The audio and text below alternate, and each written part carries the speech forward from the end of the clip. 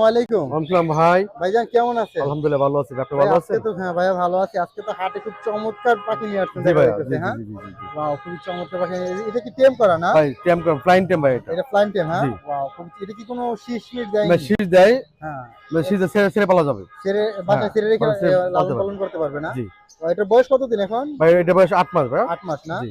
খুবই চমৎকার। আপনারা দেখতেছেন অনেকে কিন্তু হ্যান্ড ফিটিং এর ভয়ে হুম, পাখি নিতে চায় না। তার জন্য জি জি জিজ্ঞাসা জি। করলাম। আর দেখতেছেন পাখিটার কালারটাও কিন্তু খুব গর্জিয়াস। জি, এটা আরো বড় হবে ভাইয়া। এটা কেবল আরো 8 মাস বড় না, হবে, আরো বড় হবে। এটা এখন সুন্দর প্রাইস শীষ কত বাঁধে। হইতেছে?